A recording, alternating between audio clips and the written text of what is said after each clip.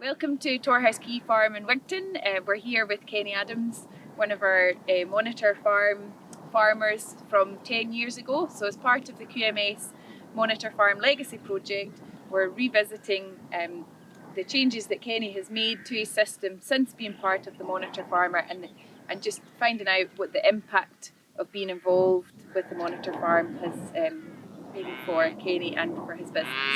We've also got Robert Ramsey, our SAC beef specialist here, and today we're going to be talking about simplifying beef and sheep systems and how they can integrate in the southwest. So, Kenny, the Monitor Farm programme, it's obviously been quite an undertaking. It's 3 years, it's a big commitment. If it came to you again, would you do it again? In a flash. I loved it, absolutely loved it. And I can honestly say I missed it when it finished. I was desperate to get back to speaking to people and stuff like that. I'm now, I do part of a forage group now, and I would encourage everybody to find a wee group or a group of friends or somebody just to talk about what they're doing, how it works. Farmers are bad for becoming quite insular, I think, and not discussing the problems on the farm or off the farm, and this really does make an awful lot of difference to you. Well, these now are predominantly Angus, beef-bred Angus cows, maybe getting near pure, probably too pure. We were dairy cross Angus before with the Charlie Bull, but we bought an Angus bull to try and breed our own replacements, but we never really had enough heifers. So we made the decision, my eldest son left school, went to college, agricultural college, and decided that he fancied we'd go all Angus, and that's what we've done for the last probably 5-6 years, and it's working really well. Although we are getting a little bit too pure. We've recently purchased a Hereford bull to try and put a wee bit bigger in them. Maybe go for the black baldy look. And these cows, I mean, they're looking well. They're signing up. Obviously we're here in June. Things looking good for bull going out. Is there anything, you're saying they're getting too pure, Hereford over them? Would you ever bring your Charlie back in, or is it Charlie? I've been told by my son that he's not getting out in the middle of the night to look at cows calving. So no, probably no. I've still go to Stirling to the bull sales and ogle at these big white Charlie bulls. I think they're tremendous, but I think the simplification of the system has been very good for us. So I don't think we'll be going back that way. It is interesting because you see a lot of maternal breeds now kicking about, and people putting a good terminal over the top of them, and it works well. But as you see, it starts to get really complicated, or can get really complicated, and you're really narrowing down where you can breed replacements from and where you want to do so. Unless you're prepared to go to a continental as a dam, as a maternal, which I think we'd rather stick. We're out wintering a lot of cows, so that can impact the size of the cow and probably the hardiness of the cow. So I think we're better to stick with the native breeds for now. And when you see these cows, they've had the roughest, the worst spring we've had for probably in living memory. Why would you change that system? Exactly. Look a picture. And when does bull go in here? 5th of July. So we'll try and get the first turn of lambing by. We'll start lambing about the 5th of April, so we're not really calving to the 15th of April. So we get the bulk of the first turn by the ewes before the cows start calving.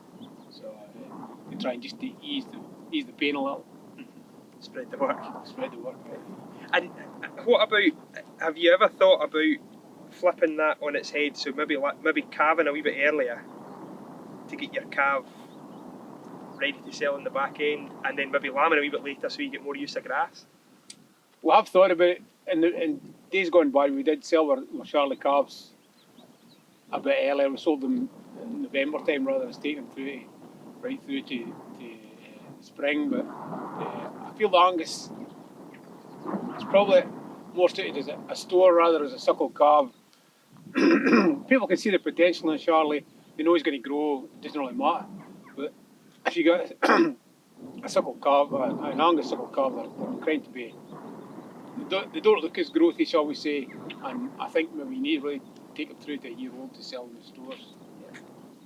And the system's working. You know, you said that before. It's nice and simple. It's we don't, because we're outside out winter. We don't spin the calves too early. I've seen us maybe end of February before we'll spin the calves, and that it just gives a wee bit extra milk. And the calves are sold as out wintered as well, which adds a premium onto them.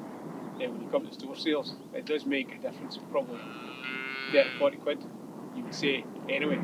So Kenny, over the last 10 years since you were part of Monitor Farm Group, you've been working on the beef system, simplifying it, bringing everything into Angus and utilising grass better. So how does the sheep system compare to where you're at with your beef system just now? The sheep system's probably 4, maybe 5 years behind, I would say. At the moment we're running a lot of continental cross ewes, Beltexes, Texels, as well as with Scotch mules. We just find we're not getting this many lambs. We're having to lamb inside. Ewes are a bit softer, bad feet, and I think to simplify the system we're going to go back to all Scotch mules, lambing outside, maybe even putting the lambing back another 5-10 days to maybe the middle of April, and still using Beltex tops, but we'll try to simplify the system and make it easier work. So that'll be just where the strategy is, you buy in your ewe lambs or gimmers, mules, and then just take them through with a terminal top. Yes, terminal top. We're lucky enough to be able to buy some decent ewe lambs that have been probably used.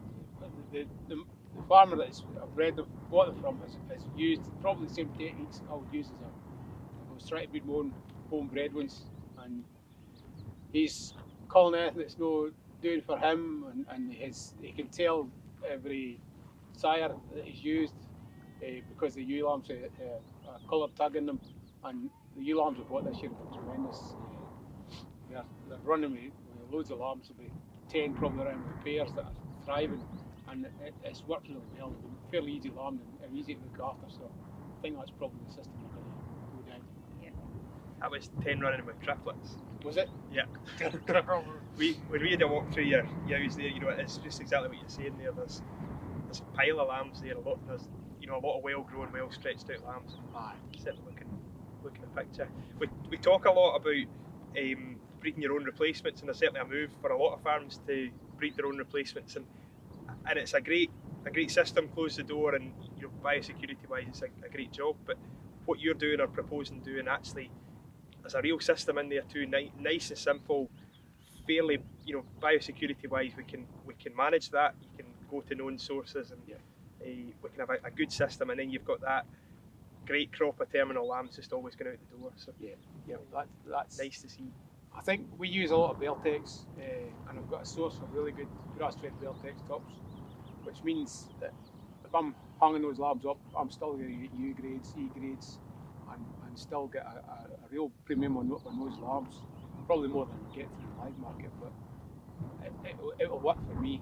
I've no problems with that. I think that's going to be the way forward. And as we've discussed earlier, you've had this focus on grassland, whether it's been your liming policy, or it's been regrassing and combined with some of your rotational grazing. So in the southwest of Scotland we can grow grass.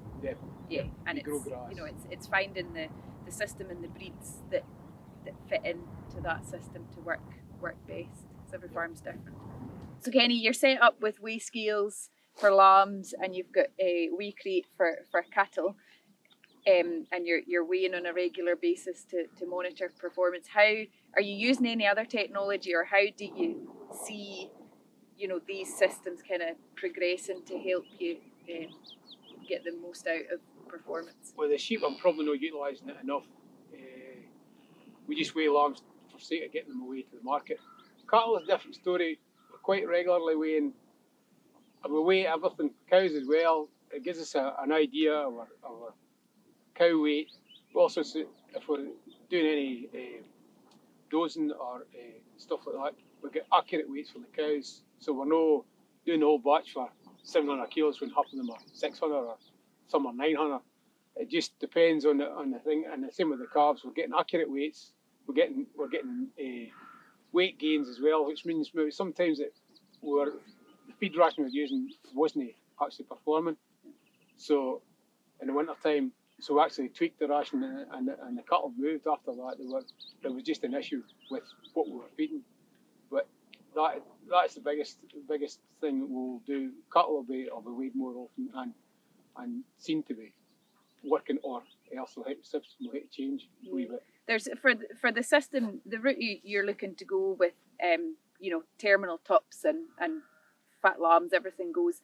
The new indicators where you can take everything through the weigh crate, and then on the actual indicator it gives you a graph of where your weights are, and it actually helps you forecast if you work out your daily live weight gain, even just as an average over the group. And you can plan ahead, I'm going to have X amount of lambs, 2 weeks or so, they'll be ready. Tie that in with knowing when your grass growth curves start to get tight. It's really valuable information to help you plan a few steps in front. Yep. We bought a new weight crate this year through the grant scheme, and it'll tie into the computer system we use, and so we will be moving towards more of that kind of thing. Just a matter of getting the lambs tagged when they're young enough, which probably could do the whole lot now at 2 months old. It would be just as easy as trying to do them when they're born.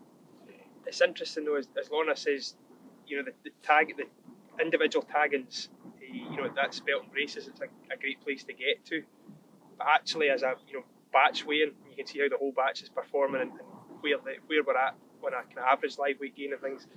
There's a lot to be gained from doing that without adding the complexity of the tag. The new weigh heads and things, it can do a lot without focusing on the individual. Yeah. And the information is there instantly. So you run a batch of lambs through, gives you your average live weight, gives you your minimum, your maximum, shows you in a graph where the scale are, and then working out how many are going to be ready.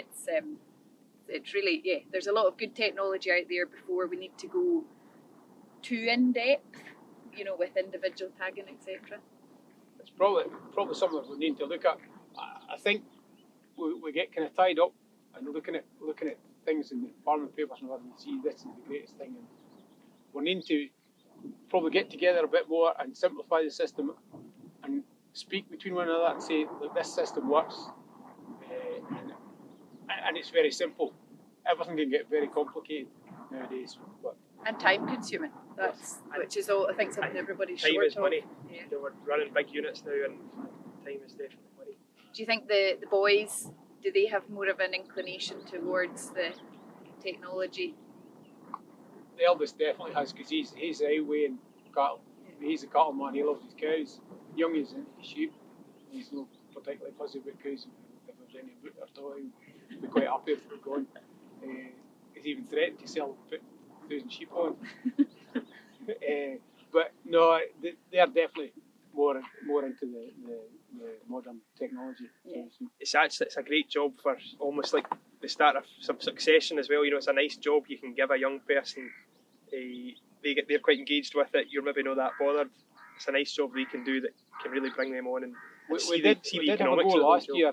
We weighed all the lambs in one batch, and then waited again 3 weeks, and then another 3 weeks. But it was quite time consuming because you're writing everything down, and we were weighing them on ordinary mechanical scale, so everyone had to go in and swing the lever and write it all down and wait till the needle stopped flicking about. It just a best guess. Best guess, yep. And we did get a lot out at the finish up, but it was just a lot of work. It was a lot of hassle. I think just coming back to what you were discussing with Joe around management of sheep's health, but also time. A lot of this comes down to the handling system, which again, you're saying about the cattle, you're just those few steps ahead. The system's good, it's easy to weigh, but does your sheep handling system still need some refinement so that the sheep handling system needs rebuilt, brand new, but that will happen. We actually just used same race and actually just put the cutlets we used for the sheep. We just put the meat crate inside the nest.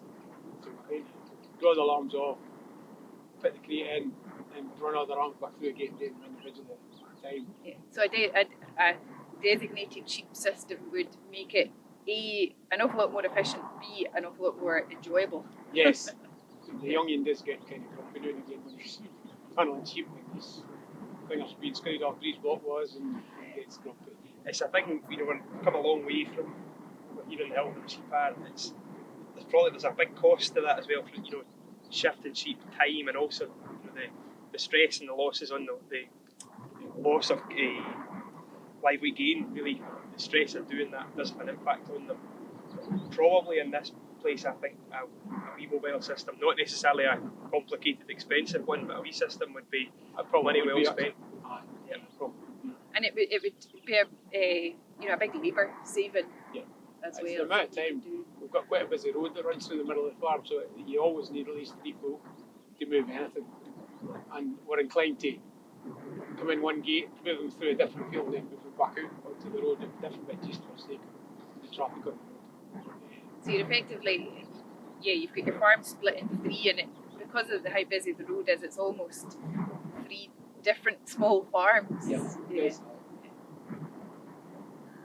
I think certainly from what we've seen today or the last few days, I think that's your weak point. I think the sheep handling system is the bit that needs to be invested in. It's always been a make do and mend. The sheep were never a priority. The cattle were always a priority, and the sheep were we just used it for the race and build some trains. But you've seen how far you've come in 10 years with the cattle. Yep. And you see what a difference it makes. So you can't focus on everything at one time, but it's a good testament as to how rewarding it is actually just investing that time and a bit more money into it. Definitely it is. It's just something we've got to prioritise, but now that the cows are settled and we've Well, thanks Kenny for taking us through your system and basically your journey since your time as a monitor farmer. It's been really interesting. I think there's a lot of points being raised there that will resonate with local farmers, but also kind of farmers further afield, because there's no doubt we're going through a period of there's going to be quite a lot of change. Thank you, Robert, for joining us in Wigtonshire. We put on such a magnificent day. Been a pleasure. We would tell you it's like this all the time. So thank you both for your time.